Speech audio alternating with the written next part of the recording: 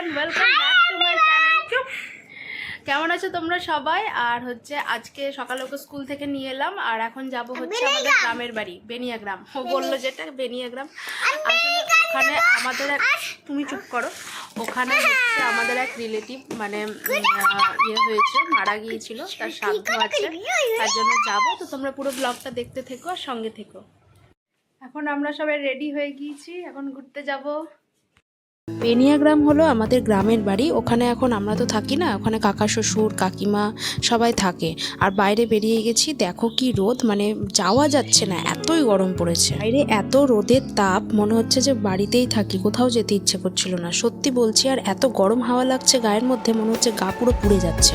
দেখো চলে এসেছি শ্রাদ্ধ বাড়িতে, মানে বেনিয়াগ্রামে। আর যিনি মারা গিয়েছেন উনি হচ্ছে আমার শ্বশুরের মাসি। গ্রামের বেশিরভাগ লোকই সেখানেই ছিল, সবাই আসছিল, একে একে দেখা করছিল। আর সত্যি এত গরম পড়েছিল সেদিন, বাইরে বসেও থাকা যাচ্ছিল না। আর ইনি হচ্ছেন সেই মাসি। অনেক বয়স হয়ে গেছিল আর ঘুমের মধ্যেই হঠাৎ করে মারা গিয়েছিল, বাড়ির কেউ কিছু বুঝতেও পারেনি। নাম কি? কিসে পড়ো তুমি? কেজিতে?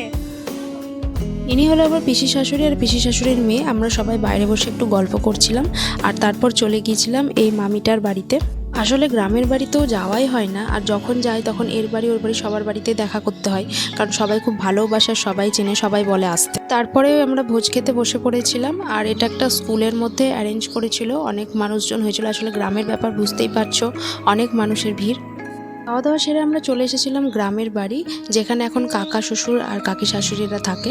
আর এখানে আমার শ্বশুর শাশুড়িরাও থেকেছে, আমার হাজবেন্ডও ছোট থেকে এখানেই বড় হয়েছে। বাড়িতে সবাই মিলে বসে একটু গল্প আড্ডা দিলাম, আর তারপরে তো এবার বাড়ি যেতে হবে। আর যা গরম পড়েছে, গরমে তো যেতেই ইচ্ছে করছে না।